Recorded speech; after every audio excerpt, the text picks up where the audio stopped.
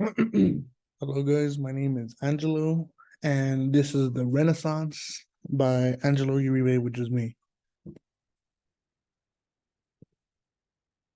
Introduction, a brief introduction. A significant and revolutionary era in history.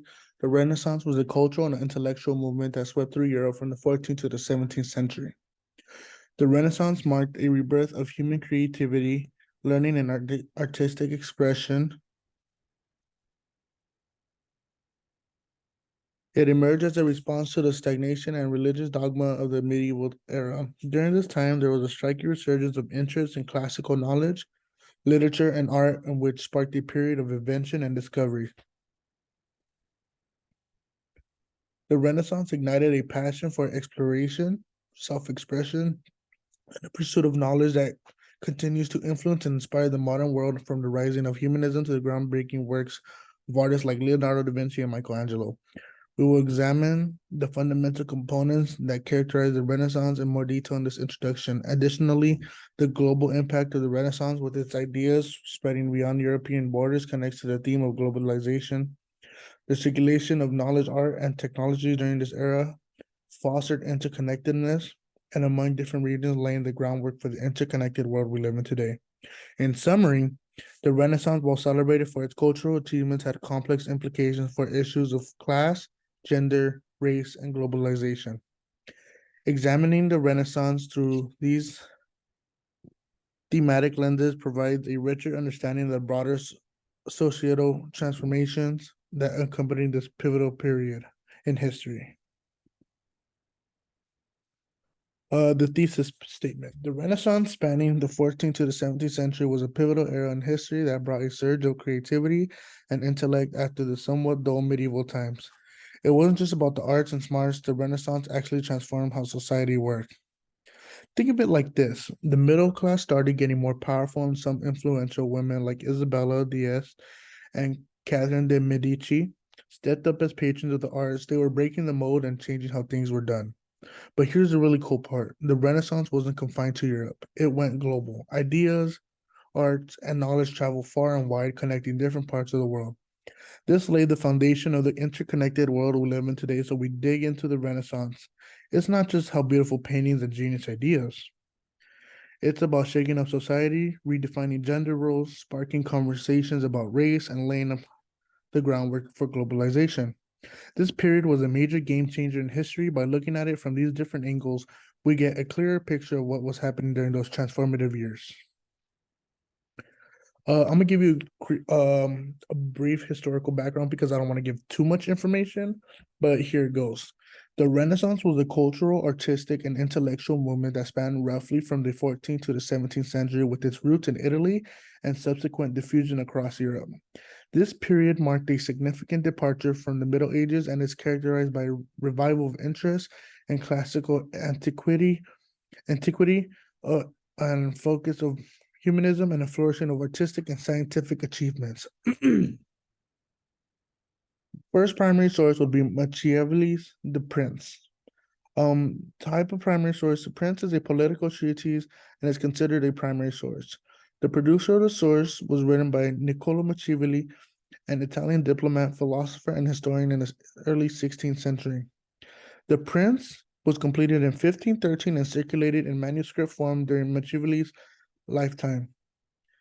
A historical event that it relates. The Prince is a response to the political instability in Europe during the Renaissance, marked by constant power struggles among city states. It doesn't directly relate to a specific event, but reflects to the tumultuous political climate of the time. Purpose of the source. Machiavelli wrote The Prince with the purpose of advising rulers on effective governance and political strategies. The work is a pragmatic and focuses on the harsh realities of political power. Machiavelli aims to guide leaders in maintaining control and stability, often advocating for ruthless tactics if necessary. The purpose was to provide practical insights into the art of statecraft during the period of political upheaval.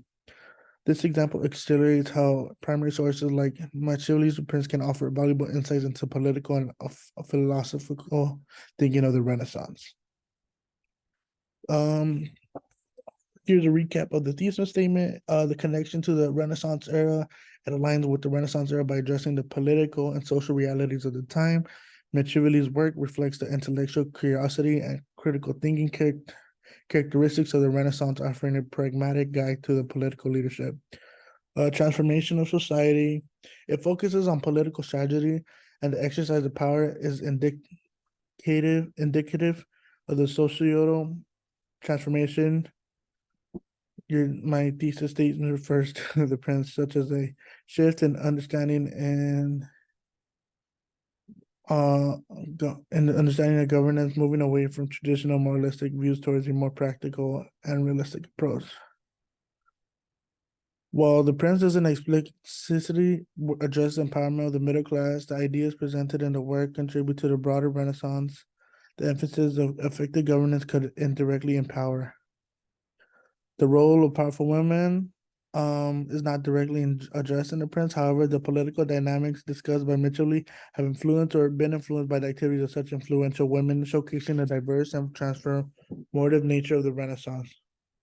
While the prince primarily focuses on Italian city-states, its enduring impact and spread of its political thought can be seen as contributing to the globalization of political ideas. Although the prince doesn't explicitly address gender roles, the broader Renaissance context it emerges from includes shifts in societal attitudes. The action of influential women in politics and as patrons of the arts may be seen as contributing to conversations about gender roles during this era. Laying the groundwork for globalization, the prince contributes to the intellectual exchange characteristics of the Renaissance, setting the stage for ideas and spread globally. The work with others from period and played a role in laying the groundwork for the interconnected world I mentioned in my thesis.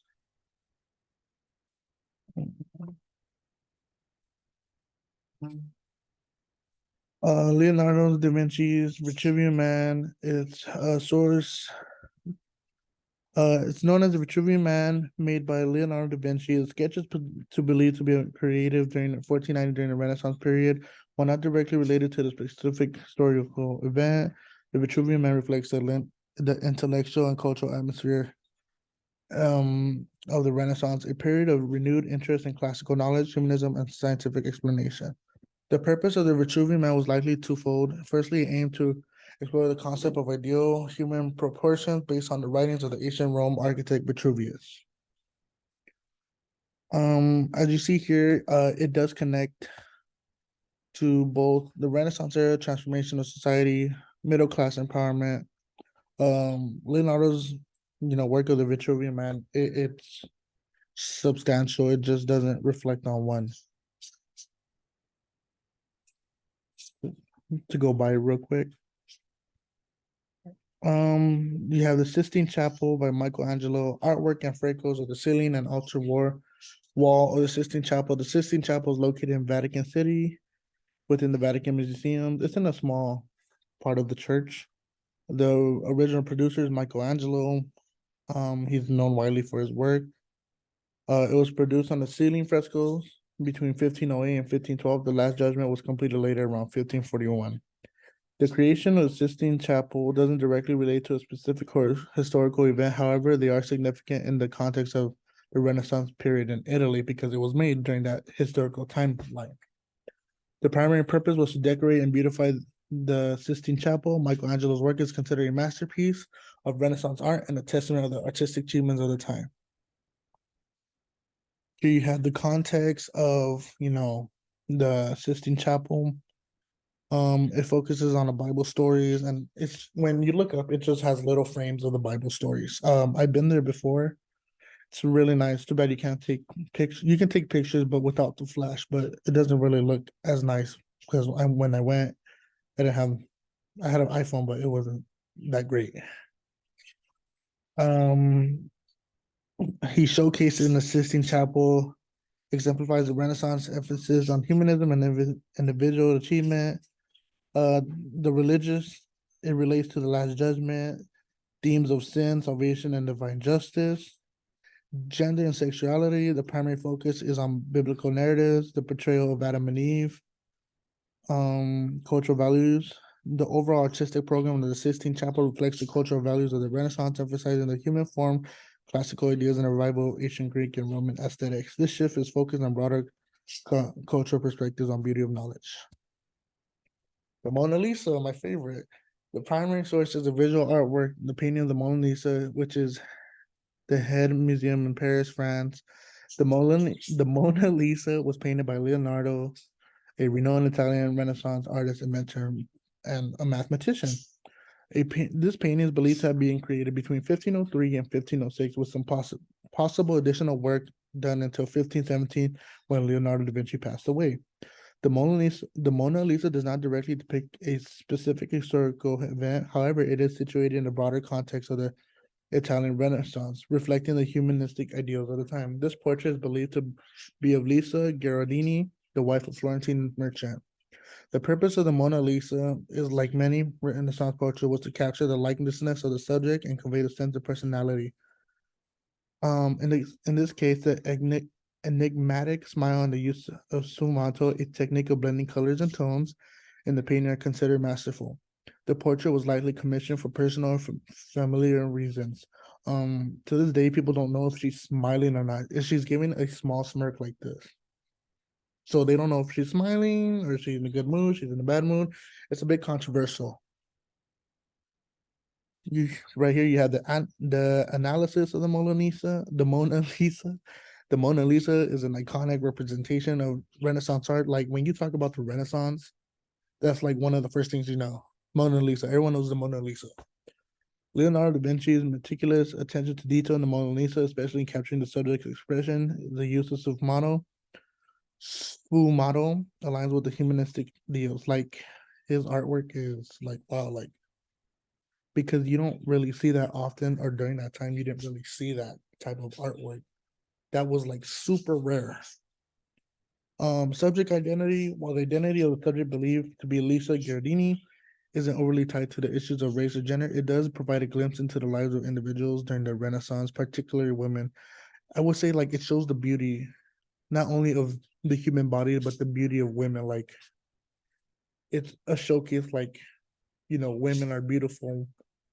Women, it's just I can't explain it. It's just being appreciative of women in general, in a good way.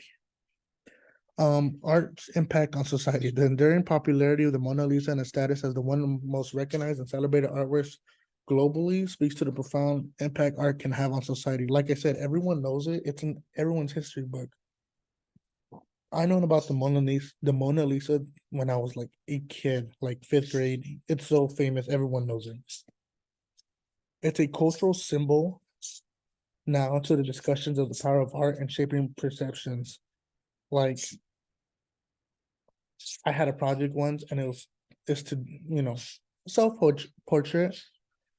It didn't come out good, but it's like generational. Like that's something you wish you can accomplish. Conclusion. In conclusion, the Renaissance, a transformative period from the 14th to the 17th century, ushered in a profound metamorphosis in societal paradigms, transcending the artistic and intellectual realms that characterized the preceding medieval era. While renowned masterpieces such as Machiavelli's The Prince, The Vitruvian Man, The Sistine Chapel, and the Mona Lisa may not overly address issues of race and class, they subtly unravel the intricate tapestry of the socio-cultural dynamics of their time. The Prince provides insights into political strategies amidst familial and political allegiances, reflecting the power structures and stratified social order of the Renaissance Italy. The Vitruvian Man mirrors a humanistic celebration of individualism, but also hints at Eurocentric perspectives prevalent during the era. The Sistine Chapel and the Mona Lisa, products of intricate patronage systems, inadvertently shed light on the class dynamics of Renaissance society. In unraveling the rich historical threads woven by these masterpieces, it becomes evident that the Renaissance not only revitalized intellectual and artistic pursuits, but also mirrored and perpetuated existing social cultures, hierarchies shaping the course of history for centuries to come. Question time. Who is your favorite influential artist during the Renaissance that I explained about or talked about, or one that you may know that was left out of my presentation? So you have, think of the four Ninja Turtles. You have Michelangelo, Donatello, Leonardo. I forgot the other one. And Raphael. So I left out Raphael and Donatello. Those are two people we can bring about. And it's just during that time period, there's so many people, like it was just so much was going on. You can name so many people. My personal favorite is Leonardo and Michelangelo, not only because Michelangelo with my faith, he did the Sistine Chapel. And when I went to go see it, when I went to Europe, it was just like, wow, like I'm really here, you know? But that's my favorite. But I just want to know, like, who's yours, favorite influential artist during that period? And here are my citations.